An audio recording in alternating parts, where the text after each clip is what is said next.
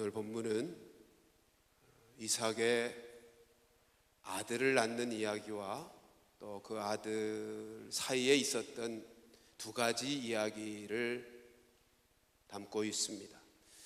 19절부터 우리가 본문으로 삼은 19절부터 26절까지 이삭의 가정에 아이를 낳는 이야기가 소개되죠.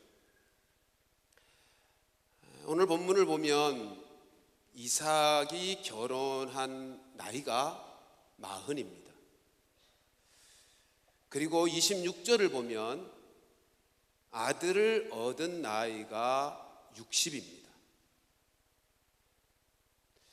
20년을 기다렸다는 얘기입니다. 얼마나 오랫동안 기도하며 기다렸겠습니까? 오늘 본문 21절에는 아주 간단하게 이삭이 하나님 앞에 기도했다 한마디 기록되고 있지만 20년 동안 얼마나 많이 안타까이 기도했겠습니까? 이 말씀 보면서 이런 생각이 들었어요. 결혼 좀 늦어졌다고 실망하지 마십시오. 이삭이 40에 결혼했습니다. 자녀가 내 가정에 좀 늦어진다고도 포기하지 마십시다. 60이 되어서 하나님께서 이 가정에 자녀를 주시기도 하더라는 것입니다. 자, 아무튼 60이 되어 하나님께서 그 가정 안에 저들의 기도를 들으시고 아이를 주셨어요. 아이만 가지면 모든 것이 다 행복할 줄만 알았습니다. 근데 아이를 갖고 나니 이 리브가 산모가 얼마나 힘들고 고통스러운지 모릅니다. 너무 힘들어서 하나님 앞에 기도합니다. 아마 힘들 때마다 기도했겠죠. 그랬더니 하나님이 말씀하시기를 23절에 가서 보면 네 태중에 두 민족이 있다라고 말씀합니다. 무슨 말이죠? 쌍둥이가 있다는 말이에요. 그래서 그렇게 힘든 것이었습니다. 그저 두 아이가 태중에서 그렇게 싸움을 벌이고 있었으니 얼마나 고통스러웠겠습니까, 산모가. 그리고 말씀합니다. 두 민족이 있을 것인데 형이 동생을 섬기게 될 것이다. 마침내 두 아이가 때가 되어 태어납니다. 근데 참 특이하죠. 하나가 나왔는데 그 뒤로 발목을 잡고 한 녀석이 또 따라 나옵니다. 여러분, 쌍둥이라도 보통 시간의 간격을 두고 태어나거든요. 제가 어떤 기록에서 보았는데 쌍둥이인데 하루의 간격을 두고도 태어난 사례들이 있습니다. 근데 이것은 그저 1초 차이도 아니죠. 발목을 잡고 나왔으니 같이 터쳐 나온 것입니다. 먼저 나온 녀석은 붉은 털로 온몸이 감싸져 있어서 에서라고 이름을 지었습니다.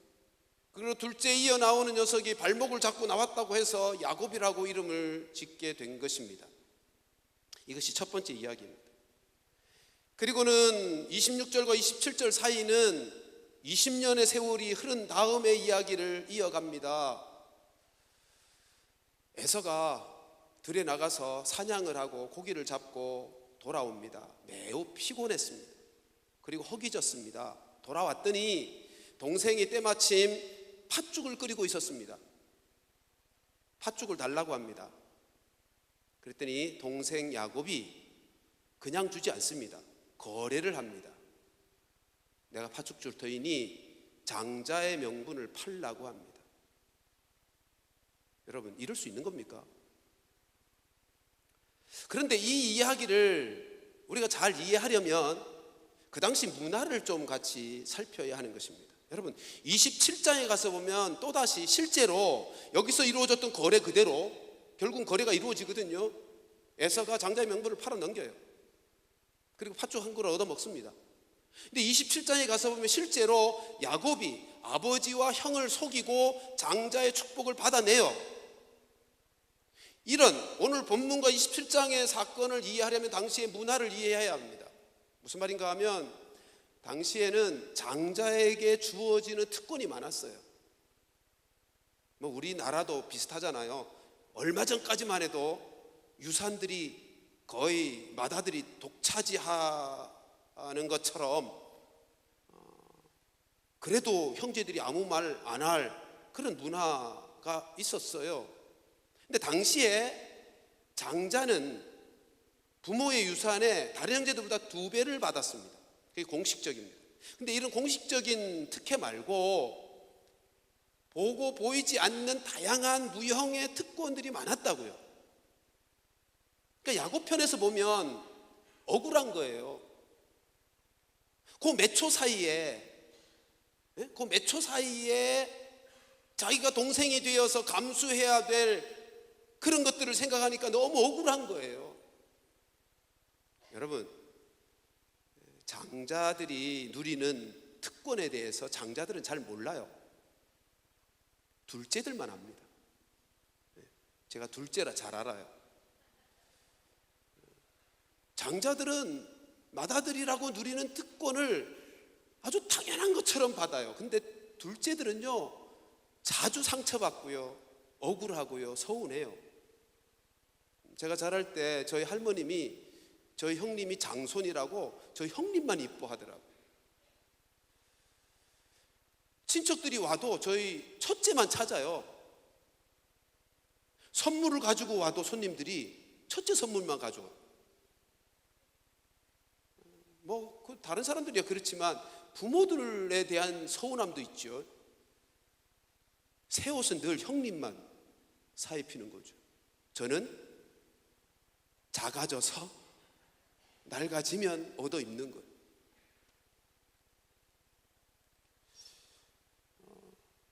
철이 좀 들어서는 이해가 됐지만 그 당시 얼마나 어렵게 살았어요.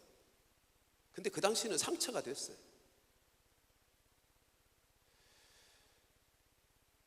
여러분, 그런데 형님과 저는 3살 차이거든요. 그러니까 감수해야죠 뭐. 형한테 쥐어박히지 않으려면. 근데 한번 생각해 보세요. 야곱과 에서는 얼마나 억울하겠어요. 뱃속에서 태어나기 전에 한 바퀴만 더 돌면 자기가 형님이 될 뻔했잖아. 얼마나 억울해요. 그거 한 바퀴 덜 돌아가지고 싸우다가 그래서 감수해야 될 것이 너무 억울했던 거예요. 그래서 오늘 본문에 보면 형이 피곤한 몸으로 짐승 잡고 와서 피곤하고 배고파서 팥죽 한 그릇 달라 그래요. 그러니까 야곱이 뭐라 그랬다고요? 장자의 명분을 팔아라고 거래를 시작합니다. 여러분, 이건 나쁜 놈이잖아. 다른 사람도 아니고 형님인데 나쁜 놈이죠. 여러분, 형님이 잡아온 고기 동생 안 줬겠어요? 그동안 안 줬겠냐 말이에요. 형은 사냥을 좋아해서 자주 고기 잡으러 다녔어요. 자주 잡아오면 아버지에게 드리고 어머니에게 드리고 동생한테는 안 줬겠어요? 근데 지금 팥죽 한 그릇 가지고 거래하재. 장자의 명분과. 나쁜 놈입니다 이거. 그런데 야곱이 제안한 그 거래에 형 에사가 어떻게 반응합니까? 야, 내가 배고파 죽겠다. 내가 배고파 죽겠는데 장자의 명분이 무슨 유익하냐? 알았어 줄게. 그러니까 야곱이 또 어떡하죠? 알았어. 그리고 띄워주는 게 아니고 맹세하래요. 오늘 본문에 보면 맹세하재. 그래서 맹세합니다. 여러분, 야곱이 나쁜 놈이고 에서는요 형편없는 놈이죠. 그죠? 모자란 놈이죠. 좋게 말하면 대범하고 통 큰 녀석처럼 보이지만 실제로 너무 경솔한 사람이잖아. 오늘 본문 37절에 나서 분명하게 무엇을 박아놓죠? 장자의 명분을 가볍게 소홀히 여긴 사람이라고 성경이 아예 그가 얼마나 형편없는 모자란 녀석인지를 밝혀놓고 있어요. 여러분, 이 이스라엘 백성에게, 아브라함의 자손에게 장자의 명분은 조금 전에 그 당시의 문화와 상관하여 말씀드린 그 정도의 문제가 아니에요. 언약의 축복이 흘러가는 축복의 통로라고요, 장자권이. 그러니까 이 에서가 얼마나 형편없는 영적인 무감각한 인생인지를 보게 되는 거 아니에요? 여러분, 오늘 본문이 소개하는 메시지는 뭐냐 하면 야곱과 에서가 이렇게 형편없는 놈들이다, 그거 전하고자 한 것이. 그런데 이 가족을 들여다보면 더 가슴 아픈, 마음 아픈 것을 발견합니다. 부모도 똑같아. 부모가 자식들이 이렇게 하면 인격적으로 성숙하도록 잘 돌봐야죠. 근데 오늘 본문에 뭐라 그러죠? 아버지는 에서를 좋아하고 어머니는 야곱을 좋아한대. 편애를 하고 있대. 아유, 엄마 아빠도 편이 갈라졌어.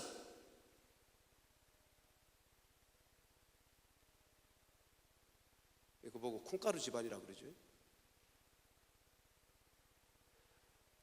여러분, 자식들이 이렇게 못난 짓을 하고 있다면 부모라도 이 형제들로 사이좋게 인격적인 관계 속에서 잘 자라도록 도와줘야 되는데 편애를 하면서 편가르기를 하고 있어요. 여러분, 우리 이 가정의 결국을 알죠? 나눠져요. 실제로 나눠져요.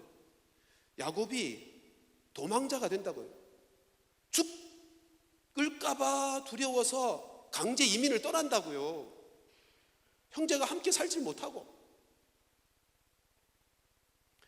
이 말씀을 성경 속에 담아 놓은 것은 이 가정의 가족들이 얼마나 못난 사람들인가를 보여주고자 하는 것입니다. 오늘 왜 이 말씀을 함께 살피냐 하면 우리 지난번에 살폈던 24장 말씀과 연관하고 싶어서입니다. 24장과 비교해 보십시오.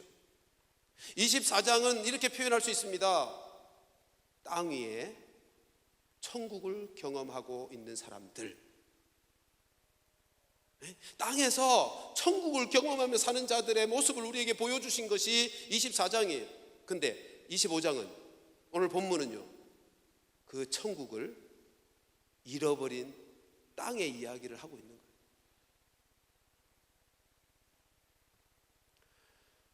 여러분, 천국이 뭐죠? 성경이 말씀하시는 천국, 하나님 나라가 뭡니까? 그 하나님 나라의 본질이 뭡니까? 하나님의 다스림. 하나님의 다스림이 이루어지는 곳이 천국이에요. 하나님의 통치, 하나님의 다스림이 시행되어지는 그곳, 그 자리, 그 공동체, 그곳이 성경이 말씀하는 천국이라고요. 그러니까 삶의 상황이 아무리 힘들고 심각하고 어려워도 하나님의 통치가 이루어지면, 하나님의 다스림이 이루어지면 그곳에서 하나님 나라가 이루어지는 거예요. 믿으시기를 축복합니다.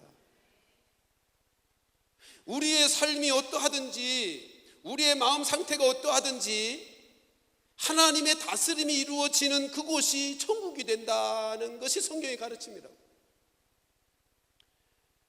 삶의 상황이 힘들어서 내 마음이 풍랑이는 밤바다 같을지라도 잠시 하나님을 생각하고 하나님의 다스림 아래 머물게 되면 하나님 나라가 임해요. 평안이 찾아온다고. 여러분, 24장의 말씀 우리가 기억하고 있나요? 24장의 말씀을 살피면서 세 가지 결론을 내렸죠. 첫째가 뭐죠? 하나님은 지금도 다스리고 계시다. 하나님은 다스리시는 분을 인정하자. 두 번째, 그 하나님의 다스림의 사인이 어떠함을 읽어내자. 세 번째, 그 사인을 읽었다면 그 사인에 순종하자. 그 하나님의 다스림을 받는 거잖아요. 그 삶의 자리에 천국이 임하는 거예요. 내 심령 개인적으로 하나님의 다스림을 받게 되면 그것을 일컬어서 마음의 천국이 임한다 그러는 거예요. 내 가정 안에, 우리 교회 안에, 이 나라 이 민족 가운데 하나님의 통치가 이루어질 때 그것을 가정 천국이 임하고 교회 천국이 임하고 이 민족 가운데 천국이 임했다고 말하는 거예요.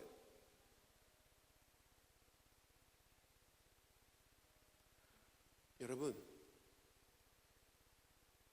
천국이란 다른 곳이 아니죠.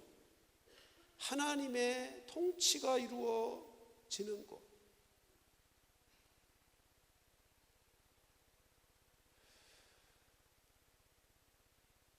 우리가 사는 세상은 문제 없는 곳이 하나도 없어요. 우리의 현실은 언제나 고통과 문제와 갈등과 나눔과 두려움 속에 살아갈 수밖에 없는 곳이라고요. 왜요? 이 세상을 살아가고 이 세상을 만들어가는 인생들이 죄인이어서.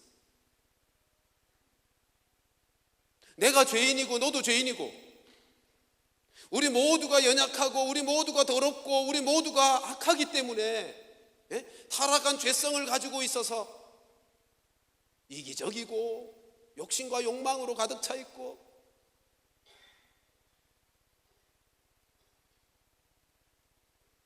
여러분 오늘 본문에 이 가정, 이 이삭의 가정이 왜 이렇게 되는 겁니까? 자기 생각대로, 자기 욕심대로. 여러분 이삭이 얼마나 형편없나 보십시오. 이삭이 왜 에서를 좋아했다고 성경이 기록하죠? 28절에 보면 고기 좋아해서 고기 잡아오는 아들이 이쁘게 보인 거예요. 리브가는 왜 야곱을 좋아했어요? 그 앞절과 연결해서 보면 야곱은 조용한 사람이어서 집에만 거했대. 그러니까 주방에 엄마만 쫄쫄 따라다닌 거예요. 그러니까 자기 일 도와줘서. 하나님의 계획과 하나님의 뜻에 대한 관심이 없어요. 하나님은 없어요. 전부 자기가 생각하고 자기가 원하고 자기의 감정과 자기의 판단에 의해서 움직이는 사람들이에요. 지금 가족 4사람이 똑같아.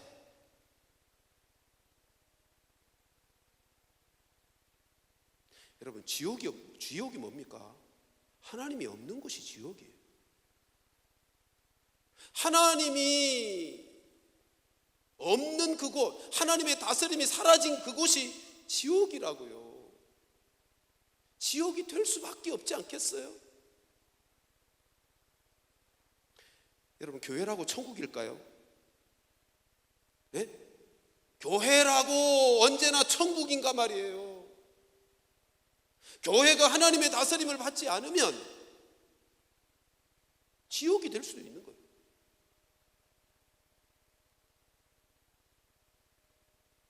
가정이 하나님의 다스림을 받으며 교회가 하나님의 다스림을 받으며 내가 속한 공동체가 하나님의 다스림을 받을 그때 그곳이 하나님 나라가 되는 거예요. 여러분 수도원이라고 천국이 될까요? 아니요. 올해가 종교개혁 500주년이어서 그 당시 중세시대에 대한 여러 가지 발표들이 있는데 수도원에서 있었던 더럽고 추잡한 그리고 악한 이야기들이 얼마나 많이 소개되고 있는지 몰라요.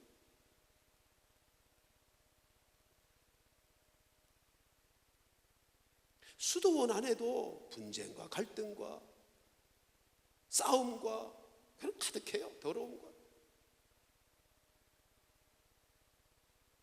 뒤집어 말해볼게요. 하나님을 참되이 믿는 사람은 하나님이 누구신지를 알고 인간이 어떠함을 알아서 거듭났기 때문에 예수 십자가의 보혈의 은혜를 힘입고 성령으로 거듭나서 하나님을 참되이 믿는 믿음의 사람은 모든 상황 속에서 지금 상황이 어떠하든지 모든 상황 속에서 하나님의 다스림을 인정한다고요. 눈에 보이는 것이 다가 아닌 걸 알거든요. 지금 돌아가는 세상은 세속의 권세가 그것을 이루어가는 것처럼 보이고 거짓된 괴략들이 결과를 만들어내는 것처럼 보일 그때에도 믿음의 사람은 뭘 믿어요? 하나님의 다스림을 믿는 거예요. 그 속에서도 역사하시는 하나님의 사인을 읽어내는 거예요.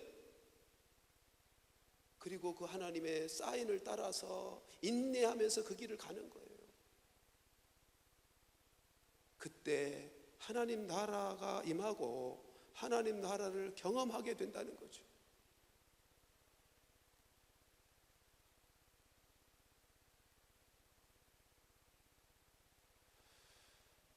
사랑하는 성도들이여, 이 이삭의 가정이 우리의 실상이에요. 우리의 모습이라고.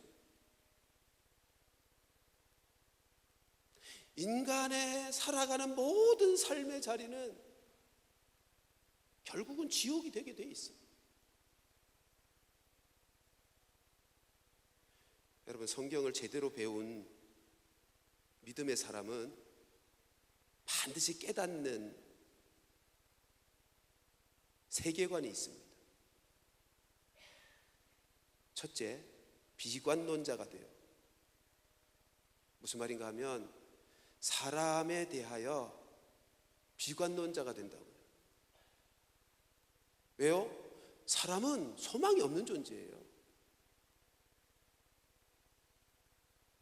종교개혁의 마무리를 이룬 칼빈이 하신 말씀이죠. 완전하게 부패했다. 인간은 전적 부패의 인생이라고. 소망이 한 치도 없대요. 그래서 참된 그리스도인들, 성경을 제대로 읽은 사람은 사람에 대하여 비관론자가 돼요.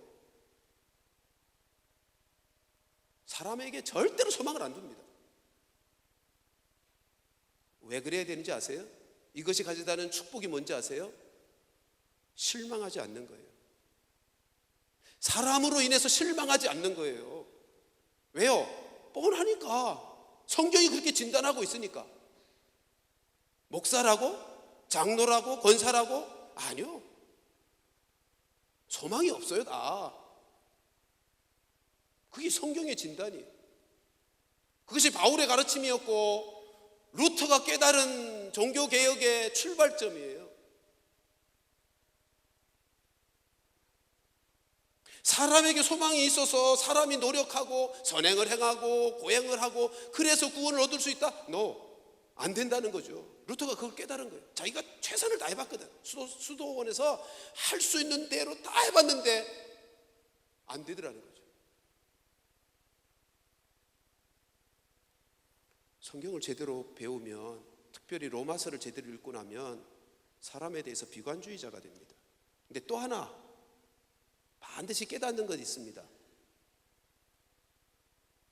긍정주의자가 됩니다. 낙관주의자가 됩니다. 왜요?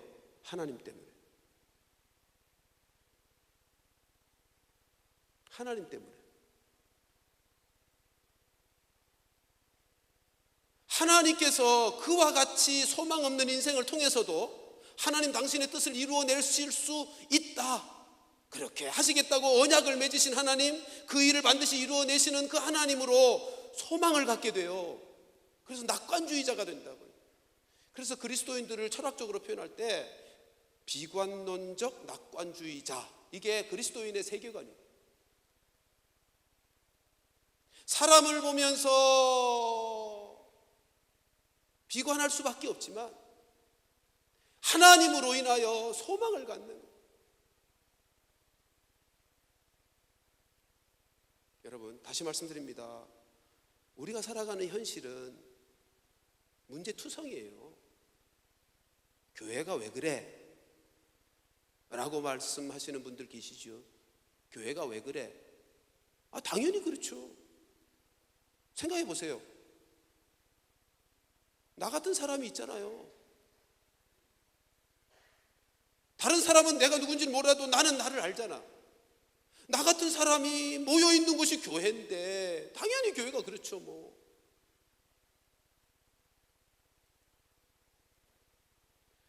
여러분, 그리스도인들은 비관론적 낙관주의자이기 때문에 어떤 문제가 있어도요, 어떤 어려움이 와도 심각해졌어도 실망하지 않습니다. 절망하지 않습니다. 포기하지 않습니다. 뭐 그 사람 정죄하지도 않습니다. 왜요? 그럴 줄 뻔히 안다니까. 성경이 그렇게 말씀하고 있는 걸 알고 있어요. 그래서 실망하지도 않아. 그러나 하나님께서 역사하셔서 당신의 뜻을 이루어내실 것을 믿기 때문에 포기하지도 않아요. 이게 얼마나 위대한 깨달음인지 몰라요. 비관론적 낙관주의자가 그리스도인이에요.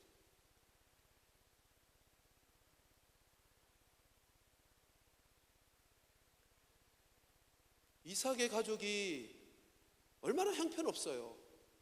근데 하나님이 이 가족을 통해서 이스라엘을 만들어내신다고. 그분이 하나님이세요. 여러분, 이런 가족들, 이 형편없고 못나고 나쁜 녀석들을 통해서 하나님이 당신의 거룩한 민족 이스라엘을 만들어내셨다면 여러분, 우리에게도 소망이 있지 않겠어요?